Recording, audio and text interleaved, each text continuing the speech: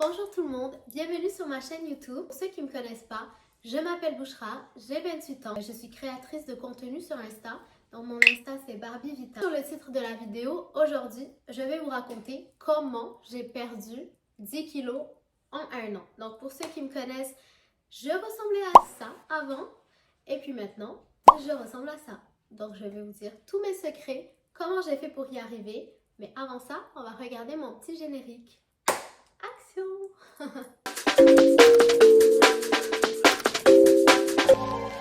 Donc ça a commencé exactement en septembre 2024, il y a un an. Ma soeur, donc pour ceux qui la connaissent, vous savez qu'elle est assez fit, elle a vraiment une belle shape. Elle est très dans manger healthy. Et au fil des années, ben moi et ma soeur on est comme ça. À force de tout le temps être avec ma soeur, j'ai commencé à m'y intéresser aussi. Un jour, septembre dernier, elle me dit, écoute Bouchra, ben, je vais commencer une diète avec mes amis. C'est que je vais couper complètement le sucre, complètement la farine blanche. Est-ce que ça te dit de te lancer avec nous?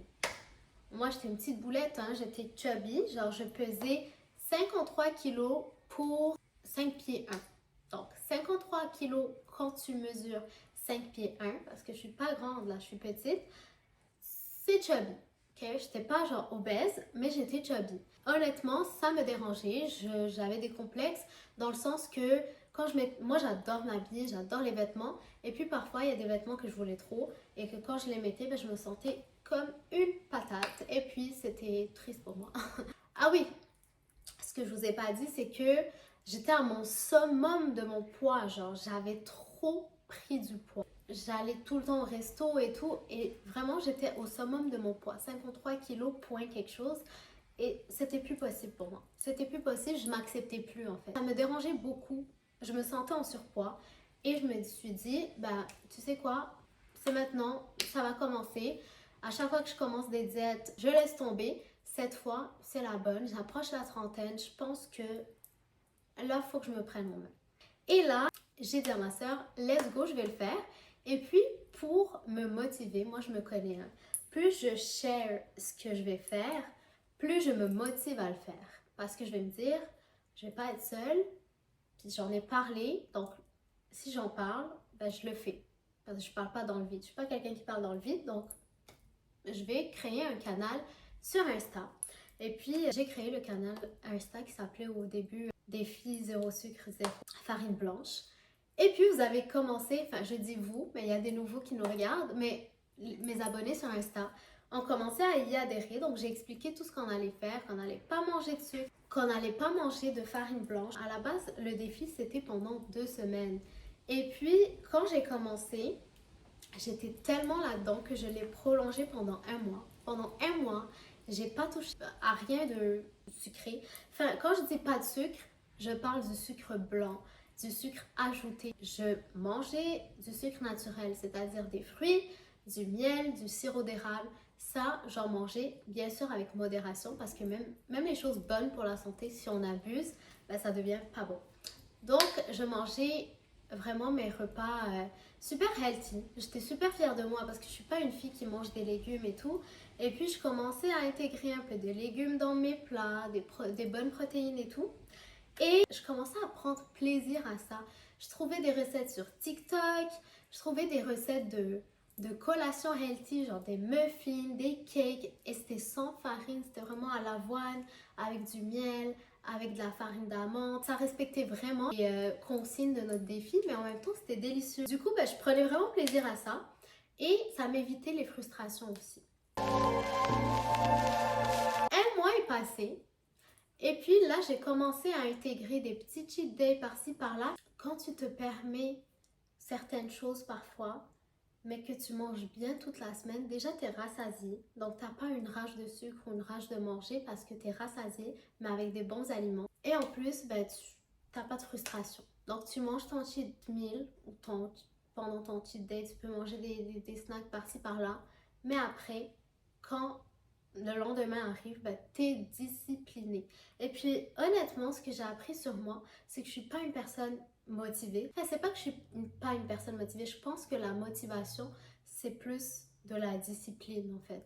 Les gens vont dire, oh, t'es trop motivée. Non, je suis pas motivée. Je suis juste disciplinée. Parce que si je m'écoute, c'est sûr que j'ai envie d'être dans mon lit, puis de rien faire, puis de regarder mon téléphone.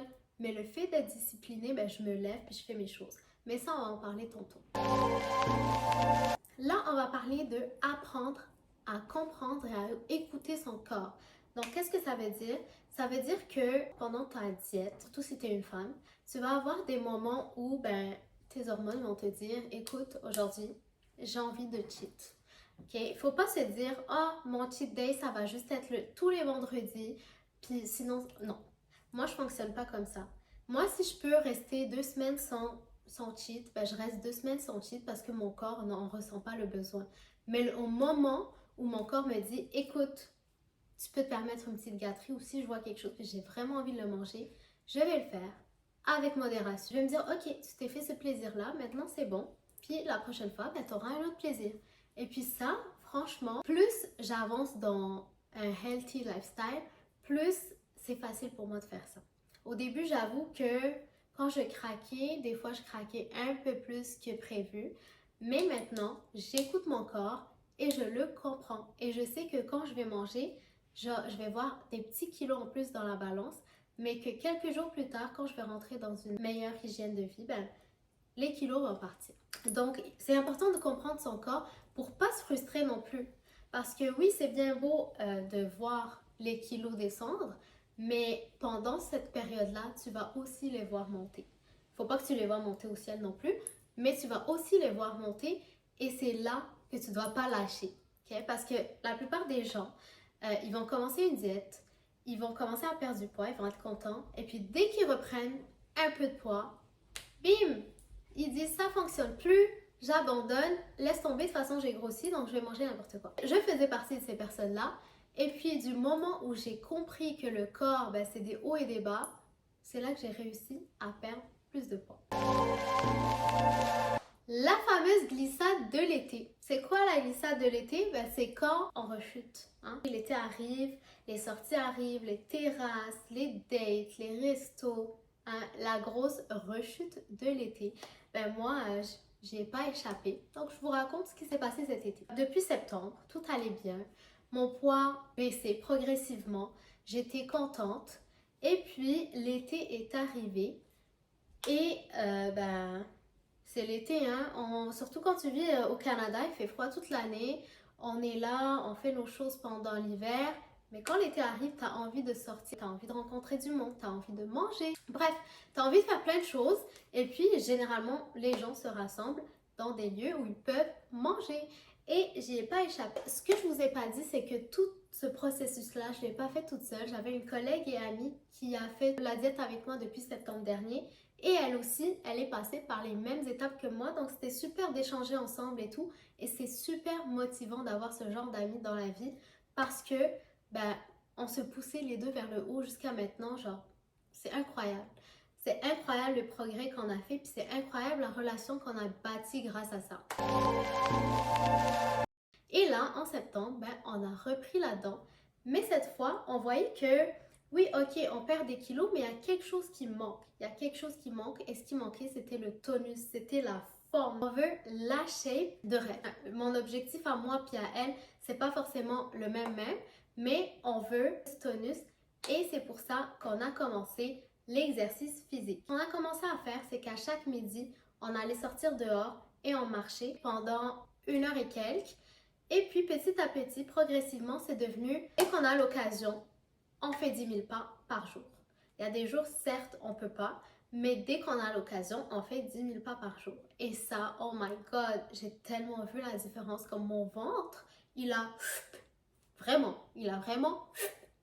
Et puis, j'ai été invitée par un studio de pilates pour essayer et j'avais trop aimé. Et là, ben, je suis rendue que je fais ça avec une autre amie 1 fois par semaine. Donc, 1 fois par semaine, j'ai mon cours de pilates, j'ai ma marche pendant la semaine et j'ai rajouté autre chose. J'ai commencé à vouloir encore plus. Plus on voit des résultats, plus on veut, j'ai l'impression. Et du coup, j'ai commencé à prendre des cours privés, enfin un coaching privé au gym avec une entraîneuse. Et dès que je une journée de libre, je m'en vais au gym aussi avec mon amie avec laquelle je fais du pilates. Donc, en gros, j'essaie de bouger le maximum possible. Hein, je ne me mets pas de pression, mais c'est vraiment mes moments de la journée que j'aime trop. Enfin, quand je m'entraîne, quand je sors marcher, c'est plus rendu comme une corvée. Au début, marcher, c'était vraiment une corvée pour moi. Quand c'était pas sur l'heure du midi, j'étais comme oh my god, est-ce que je sors marcher? Puis des fois, je suis bien sur ma couverture, donc j'allais pas marcher. Maintenant, c'est devenu un besoin. Genre, même si je passe du temps avec ma famille ou whatever, je suis comme ok guys, maintenant c'est l'heure pour moi d'aller marcher. Puis j'ai besoin de ces 10 000 pas par jour parce que ça me vide l'esprit. Puis j'aime trop. C'est vraiment drôle parce que j'ai commencé tout ça pour avoir une belle shape.